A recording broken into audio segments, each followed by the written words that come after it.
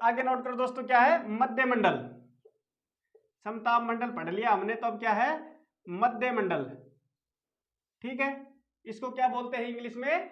Mesosphere. ठीक है दोस्तों, क्या बोलते हैं? मेसोस्फेयर,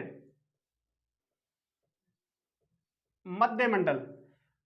हमने क्या क्या पढ़ लिया? क्षोभ मंडल, समताप मंडल पढ़ लिया, ओजोन परत पढ़ ली, उसके बाद में हमारा नंबर आता है मध्य मंडल का, यानी कि मेसोस्फेयर। ठीक है, इसका एरिया कितना है दोस्तों पृथ्वी से? 80 किलोमीटर तक। 80 किलोमीटर तक हमारी क्या है? मध्य मंडल का एरिया है। ठीक है, इसमें ऊंचाई के साथ साथ मेन काम क्या होता है? इस मंडल के अंदर ज्यादा कुछ नहीं है, ऊंचाई के साथ साथ,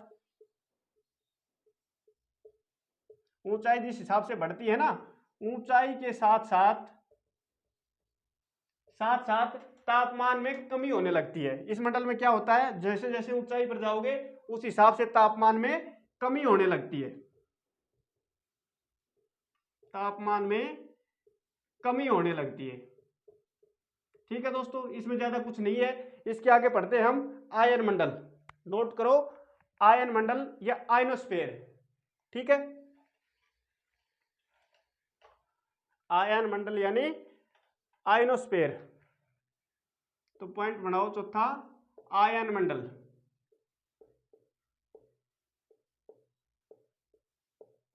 आयन मंडल या आयनोस्फेयर। ठीक है, आयनोस्फेयर, ये हमारी चौथी परत है या चौथा मंडल है। ठीक है, आयन मंडल। इस मंडल में क्या होता है? यह मध्य मंडल से ऊपर 80 किलोमीटर से लेकर 400 किलोमीटर तक, यानी कि मध्य मंडल का कहां तक है? 80 किलोमीटर तक। ये 80 किलोमीटर से लगभग 400 किलोमीटर तक ये मंडल है, ये परत है, 80 किलोमीटर से लेकर 400 किलोमीटर तक। ठीक है, इसमें मेन बात क्या आती है? मध्य मंडल में क्या आता है? ऊंचाई के साथ बढ़ने पर तापमान में कमी आती है। ठीक है, और इसमें क्या आता है?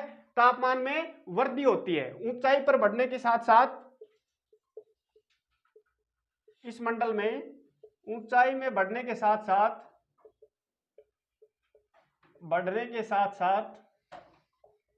तापमान में वृद्धि होती है। तापमान में क्या होती है दोस्तों? वृद्धि होती है। ठीक है, इसी मंडल में क्या होता है? आगे लिखो पॉइंट बनाकर, इसी मंडल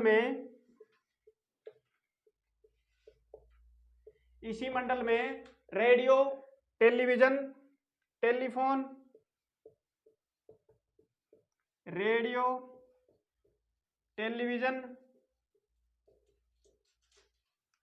टेलीफोन एवं रडार आदि की सुविधा प्राप्त होती है। इसी मंडल में हमें क्या मिलता है? इसी मंडल में हमें रेडियो, टेलीविजन, टेलीफोन, रडार आदि की सुविधा प्राप्त होती है। यह सुविधा हमें कौन से मंडल में मिलती है दोस्तों? आयन मंडल में आदि की सुविधा प्राप्त होती है।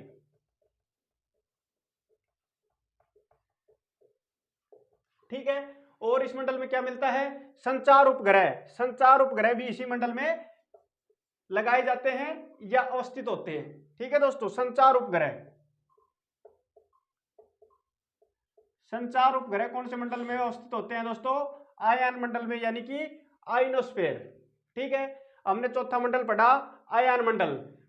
ठीक है, आयन मंडल में क्या क्या होता है हमने पढ़ा, ये इसका एरिया 80 किलोमीटर से लेकर 400 किलोमीटर तक होता है। ठीक है, इसके बाद हम क्या पढ़ा? इसमें ऊंचाई के साथ साथ बढ़ने के साथ साथ तापमान में वृद्धि होती है। मध्य मंडल में क्या था? ऊंचाई के साथ बढ़ने में तापमान में कमी होती है। ठीक है, और फिर इसके आगे हमें क्या पढ़ा था? इसी मंडल में रेडियो, टेलीविजन, टेलीफोन, रडार आदि की सुविधा प्राप्त होती है। और संचार उपग्रह दोस्तों, संचार उपग्रह कौन से मंडल में अवस्थित होते हैं?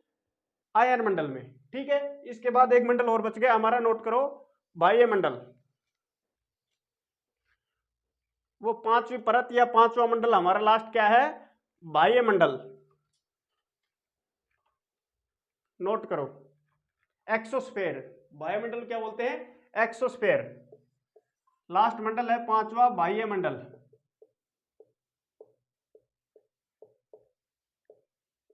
यानी कि एक्सोस्फेयर। ठीक है, ये हमारा लास्ट का मंडल है बाह्य मंडल और एक्सोस्फीयर। आयन मंडल के ऊपर से बाह्य भाग को यानी कि आयन मंडल कहां तक है 400 किलोमीटर तक, ठीक है। इससे ऊपर के भाग को सारा क्या है बाह्य मंडल, इसकी ऊपरी सीमा निश्चित नहीं है दोस्तों। 400 किलोमीटर से ऊपर की सीमा को किसमें काउंट करते हैं बाह्य मंडल में, और ऊपरी सीमा इसकी कोई निर्धारित नहीं है, ठीक है। लास्ट वाला मंडल है हमारा बाह्य मंडल। इस मंडल में क्या पाया जाता है, और इस मंडल में हाइड्रोजन और हीलियम गैस की प्रधानता होती है दोस्तों। हीलियम गैस पाई जाती है, ठीक है दोस्तों। हमारे लास्ट मंडल कंप्लीट हो गया बाह्य मंडल। इसमें क्या है, क्या बोलते हैं इसको एक्सोस्फीयर। इसमें क्या है, ये हमारे आयन मंडल से, आयन मंडल हमारा कहाँ तक है 400 किलोमीटर है। 400 किलोमीटर से ऊपर का एरिया या ऊपर के एरिया में किस क्या कहा जाता है बाह्य मंडल है, जिसकी ऊपरी सीमा निर्धारित नहीं है, ठीक है। इस मंडल में और क्या है, इस मंडल में हाइड्रोजन और हीलियम गैस पाई जाती है।